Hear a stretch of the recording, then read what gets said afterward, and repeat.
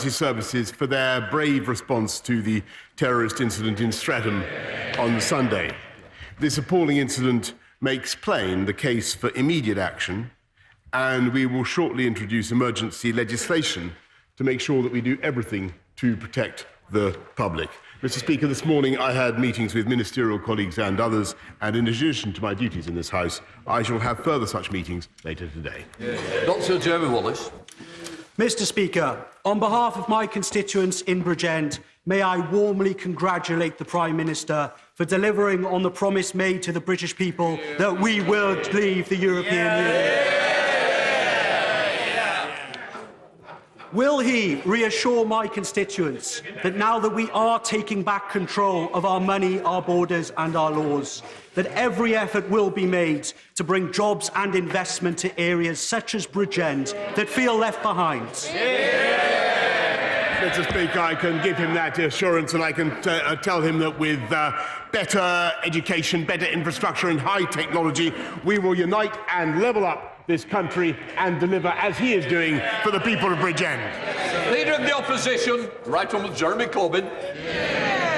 Mr. Speaker, we were all appalled by the terror attack in Streatham on Sunday, and I want to join the Prime Minister in paying tribute to the bravery and dedication of the police, security services and all the other emergency response staff in the way in which they dealt with what was a terrifying and terrible situation. Last Friday, this country left the European Union. Britain's place in the world is at a crossroads. And whilst there are different views across this country, we will be holding this government to account as the negotiations begin. But my hope is that we now truly come together to shape our common future and build an internationalist, diverse and outward-looking country. Indeed, we'll get an opportunity to do that when Britain hosts the UN Climate Change Conference, COP26, later this year. Despite the fact that we are the 11th hour to save the planet, the former Tory minister and now ex-president of COP26, Claire O'Neill, said, and I quote, "There has been a huge lack of leadership and engagement from this government." What on earth did she mean? Mr. Speaker, I think if you look at what this government is achieving and already has achieved on climate change, it is quite phenomenal. And he will know, Mr. Speaker, that last year was the first year on record that renewables produced more of the energy of this country than fossil fuels. He will know that since this government came to power, in 2010, 99% of all the solar panels that have achieved that miracle were installed under this government. We are delivering for the people of this country. We are reducing greenhouse gas. All he would produce, I'm afraid, is a load of hot air.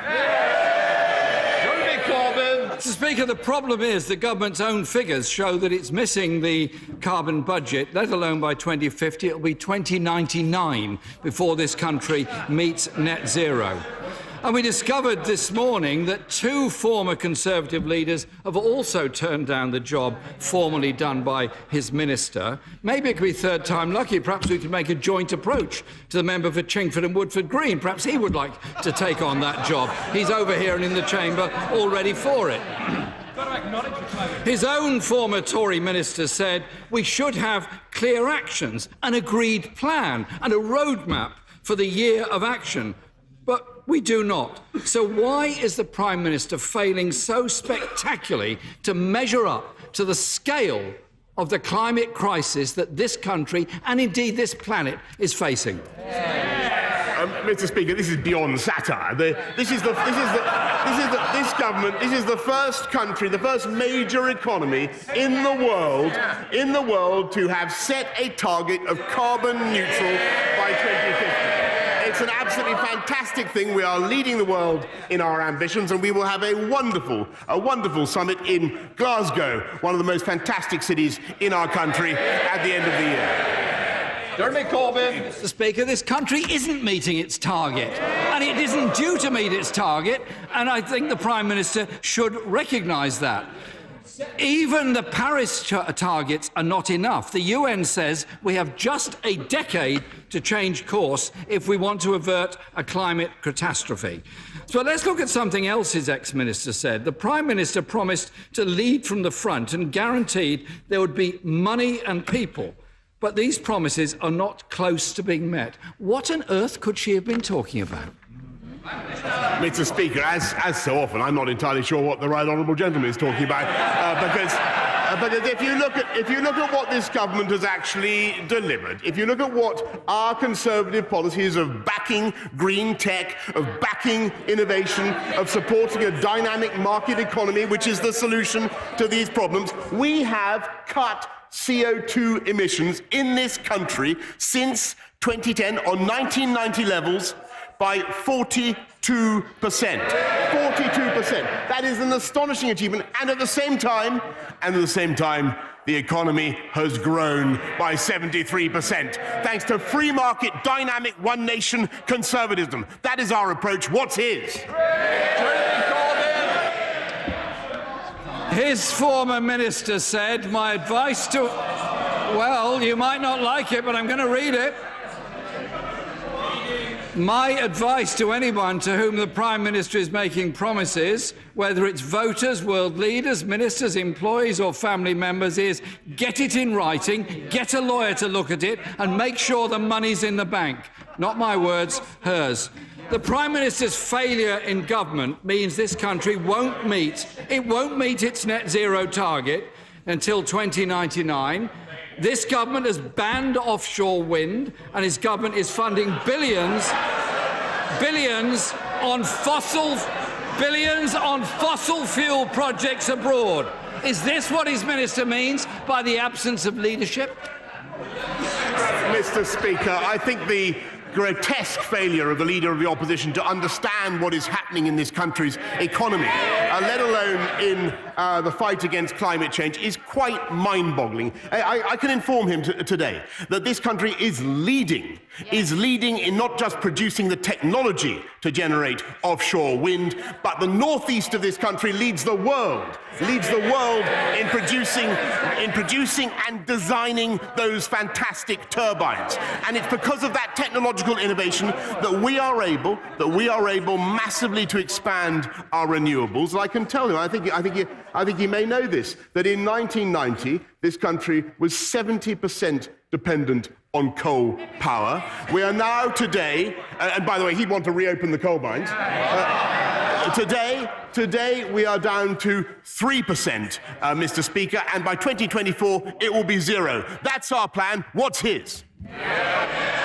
It was the Labour Party that proposed the climate change emergency motion to this House on May the 1st. And the Prime Minister is quoting things that happened in 1990 and afterwards. During that time, of course, he was a climate sceptic who didn't say anything about this at all. Poor leadership is nothing new to this Prime Minister. When he was Foreign Secretary, he cut the number of climate attachés across the world by 60% in our embassies and reportedly said, "You're not going to spill this out to the media, are you?" to his staff. Considering his monumental failure in advance of COP26, isn't it really just a continuation of his climate change denial statements that he was regularly making up until 2015? Mr. Speaker, the honourable gentleman is talking absolute nonsense. This government is delivering a fantastic agenda in tackling climate change. We lead the world in going for a zero-carbon approach. His own approach is utterly unclear and has indeed been condemned by the GMB as a disaster for the UK economy that would force people to he would confiscate people's cars and prevent them from having foreign holidays. We have a plan that will allow the UK economy to continue to grow, that will create jobs and tackle climate change. Jeremy Corbyn. I really do admire the Prime Minister's very vivid imagination. But unfortunately, his vivid imagination seems to have taken over from his memory, because he might recall saying that climate change is a primitive fear without foundation. The Prime Minister of Bangladesh said, Any consequence of failure to deliver a climate action plan must fall equally on every country. The cost of our inaction is devastating to every living person. But our Prime Minister is failing on the biggest stage on the most important issue of our time. And now his former minister has described preparations in Whitehall as Whitehall not tying infighting and obfuscation, petty political squabbles and black ops briefings. No wonder the Prime Minister is shutting newspapers out of number 10 because he doesn't like the briefings. When will he face up to the climate emergency and take the action necessary to turn Glasgow into the turning point when this world will stop the levels of pollution and climate change we're having and go forward to a sustainable future, because his government's policies simply don't take us there. Mr. Speaker, this government is showing world leadership in tackling climate change. We're going to have a fantastic summit at Glasgow, and I look forward very much to it. Now, Mr. Speaker, he mentions the media. They did an inquest, finally, about what happened in the general election, and they discovered in the Labour Party that it wasn't the leadership that was at fault. It wasn't Brexit. It was the media. They blame the media for what happened. Mr. Speaker, I don't blame them. I am a journalist. I love journalism, and I think the people of this country, Mr. Speaker, don't blame the media. They can see the media do their best to represent the reality. And the reality is this is a government that is getting on with delivering 40 new hospitals, 20,000 more police, tackling climate change, £30,000 starting salaries for every teacher in the country. It's not about the presentation of the facts, Mr. Speaker. It's about the reality. And he can't cope with the reality.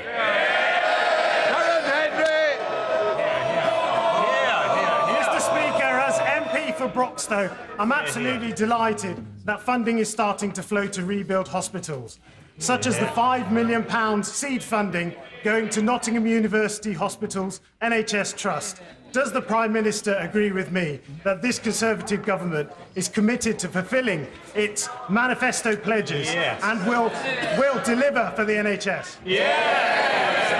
Mr. Speaker, I do agree passionately with my honourable friend, and I congratulate him on all he's done to campaign for the redevelopment of Queen's Medical Centre and Nottingham City Hospital, and of course I'm proud that that money is now flowing through to those wonderful projects. Here, Blackfoot. Thank you, Mr. Speaker. Can I add my grateful thanks to the police and emergency services that had to react to the dreadful terrorist incident in Streatham. Mr. Speaker, in the first few days of Brexit Britain, this Prime Minister has sacked an official, taken an isolationist approach to trade and banned the press from a Downing Street briefing. Is he intentionally trying to impersonate Donald Trump?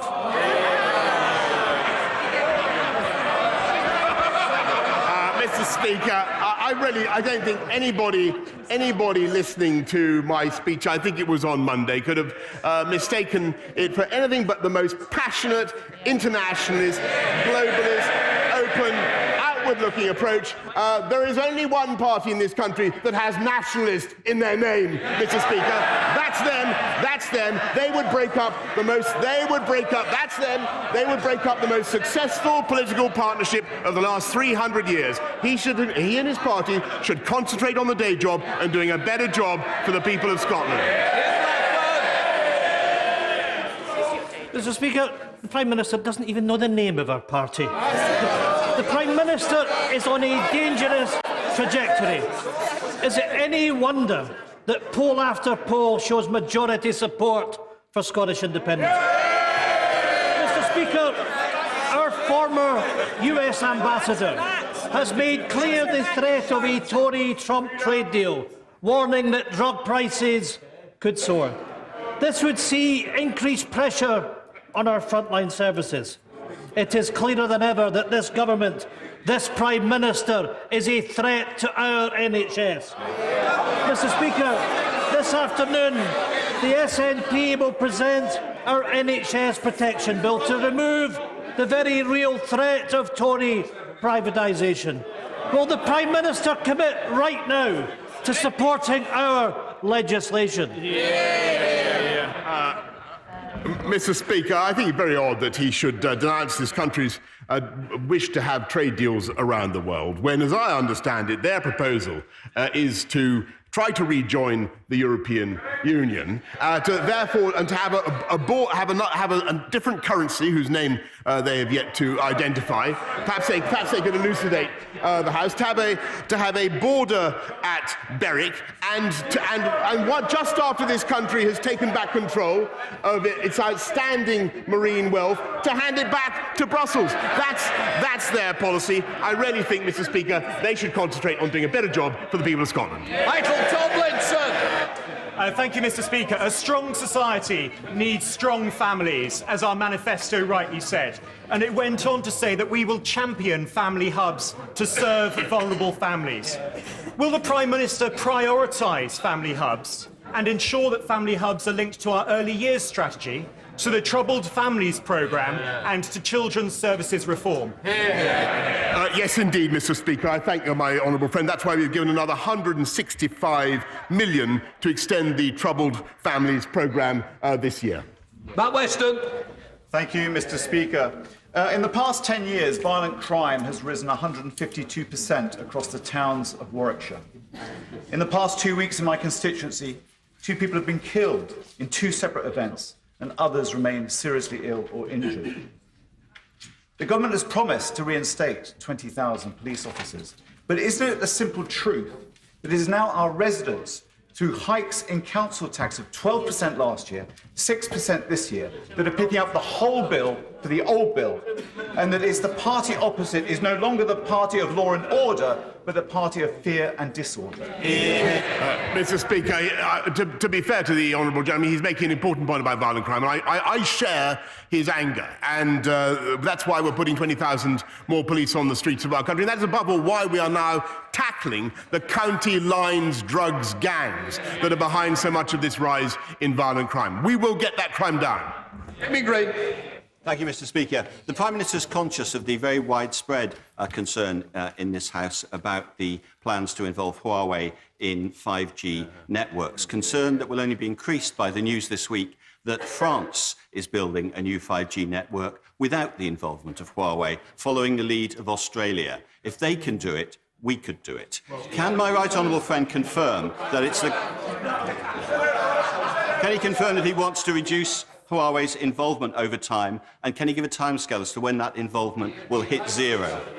Well, he's certainly right, Mr. Speaker, that we are going to be reducing the involvement of Huawei below the 35% market cap, but he's also right in his general vision, which is one I entirely share. What has happened is, I'm afraid, a failure of like-minded countries to produce an alternative to the 5G network, except that provided by high-risk vendors. And that is why we are now doubling the science budget, and we will be working with some of the countries that he mentions in order to produce exactly that diversification in the market. Williams. Thank you, Mr. Speaker. In November last year, the Personal Independence Payment Assessment Centre in my constituency was moved to Rhyl. No notice has ever been given of this change. The next bus from Caernarfon to Rhyl takes 1 hour 44 minutes.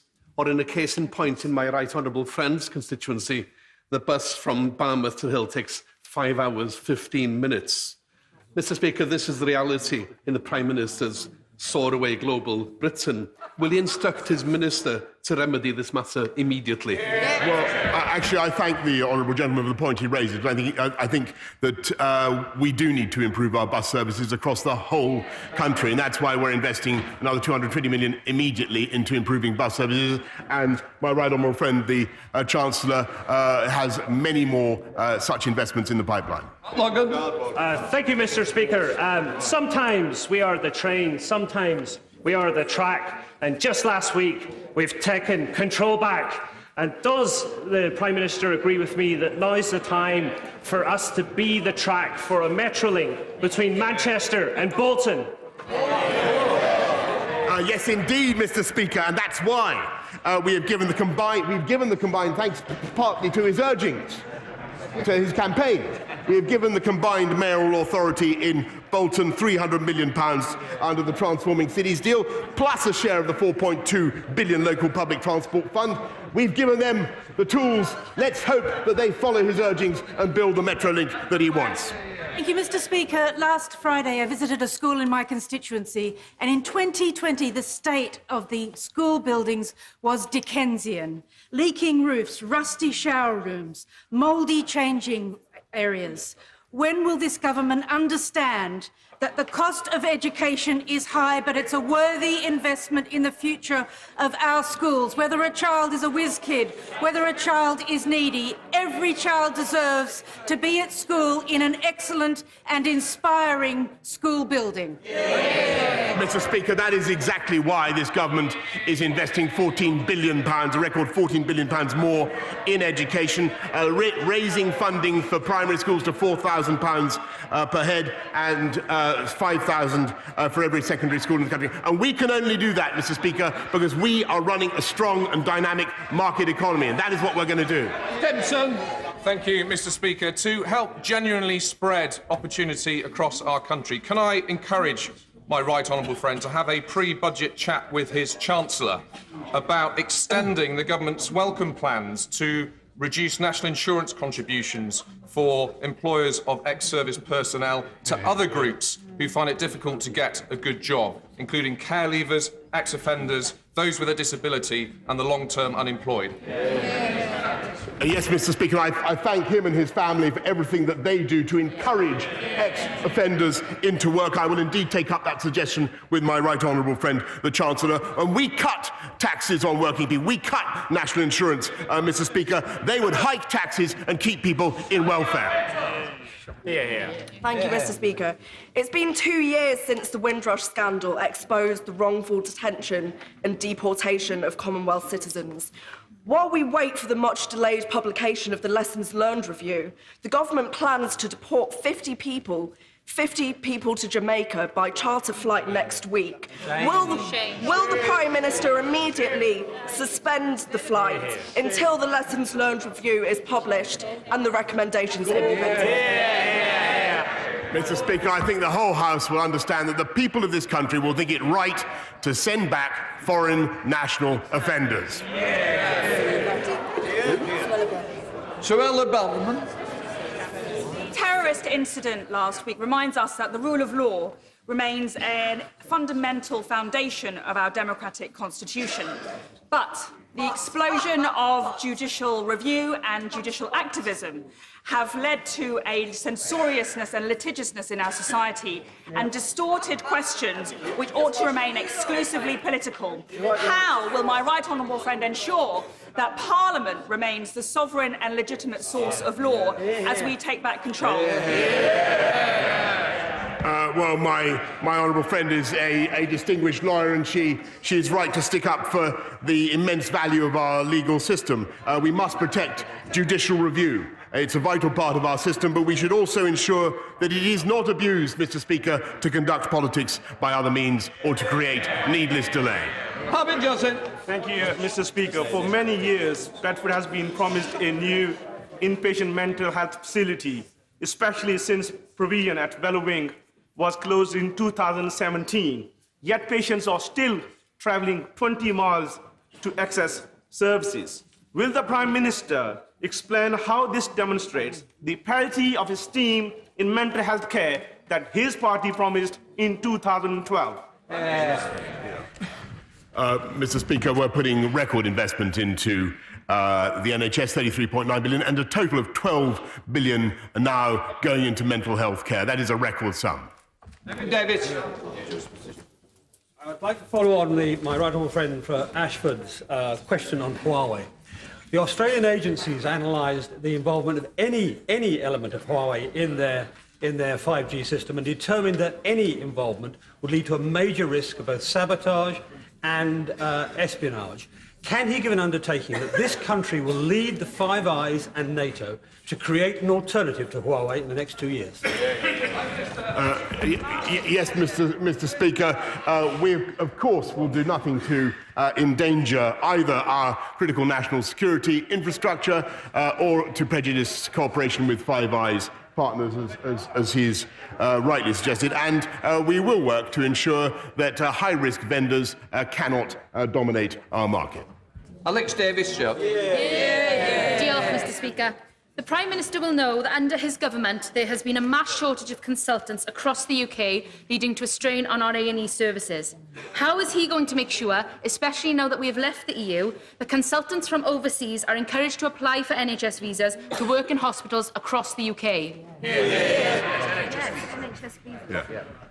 Mr. Speaker, of course, we've instituted NHS visas in order to attract talent from around the world, but I would remind her that I think she speaks for a Welsh seat, that is a devolved matter for the Welsh Labour government. The Prime Minister has rightly put keeping our country safe and the NHS at the heart of this government's plans. Will he support my campaign for 2 new GP surgeries in my beautiful market towns of Oakham and Melton? And can I remind him that he's always welcome if he's in search of a pork pie, Rutland Bitter or Stilton? That was rude. I think that was Mr. Speaker, the short answer is yes and yes. Lily Raymond. Last week, it was revealed that my constituent Errol Graham starved to death just months after the DUP stopped his benefits. His emaciated body was only discovered when bailiffs broke down his front door to evict him. The first priority of government is to keep its citizens safe. How many more vulnerable benefit claimants will have to die before his government starts to value their lives? Mr. Speaker, this is a tragic case, and she is right to raise it. We've allocated 36 million to improve safeguarding and decision-making in cases like this, including the creation of a new independent serious case panel so that we can scrutinise and learn lessons from tragic cases like this, as well as improving guidance for staff involved. Bernard Jenkins. Thank you, Mr. Speaker. Will my right honourable friend join with me and on behalf of the whole House extend our sympathy and best wishes to those who were injured in the Streatham attack last week? May I welcome his intention to legislate as a consequence of this attack? And will he agree that Her Majesty's government really has now no option but to legislate to try and contain the threat of ex-terrorist offenders where they still pose a threat to our country? Yes, I think, Mr. Speaker, that my right honourable friend is entirely right, and I think that most of the people in this country would agree that the system of automatic early release of terrorist offenders has run out of road, and it's time to find a way, as we are, to make sure that they are properly scrutinised by a parole board or by an equivalent. Jones. Thank you, Mr. Speaker. Thanks to the tireless work of my predecessor, the late great Paul Flynn, and my honourable friend, the member for Gower, and the families of children with intractable epilepsy, medical cannabis is now legal in the UK. So can the Prime Minister answer calls from the families of very sick children who need medical cannabis when this medicine will actually be available in the NHS? And will he come to Portcullis House with me after this session to meet these families and to personally assure them that he will do all he can to help?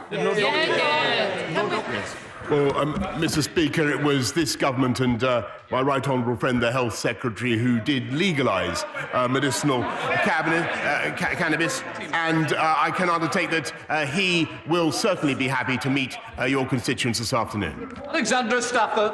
Thank you, Mr. Speaker. Buses are a vital lifeline for residents in Rother Valley, but too often first buses are letting down the people of South Yorkshire. Will the Prime Minister confirm that this government fully backs buses as an essential way not only to connect our villages, towns and cities across the north, but also to unlock the potential of Rother Valley and South Yorkshire?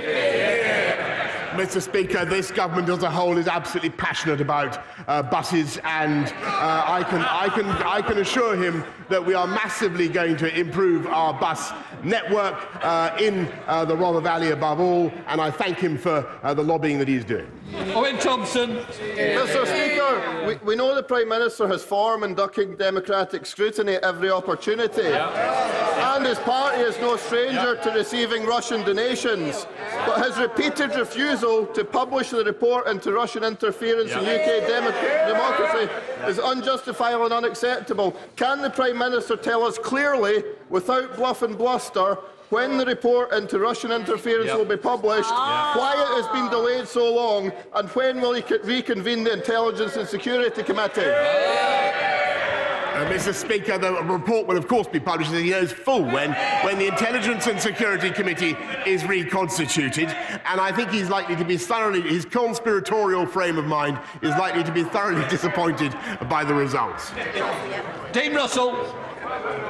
Mr. Speaker, commuters in Watford are fed up with poor rail services, making them late for work in the morning and late at home at night to see their families. Will the Prime Minister agree with me that even new rail franchises that don't deliver cannot assume that they will keep their contract if they don't sort out the issues as soon as possible? Absolutely, Mr. Speaker, and that's why we're putting £48 billion into improving our railways as part of the infrastructure revolution. But never forget, Mr. Speaker, that lot would renationalise the railways, and when the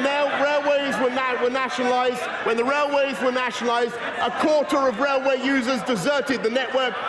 After privatisation, rail use doubled, Mr. Speaker. Mr. Speaker, last week we lost a political giant in Seamus Mallon. He was an outstanding parliamentarian and a seeker of justice for everyone. One injustice that burned with him until his dying day was the murder of Paul Quinn. Paul was beaten to death by an IRA gang in 2007. They broke every single bone in his body, so much so that his mother couldn't place rosary beads in his hands in his coffin.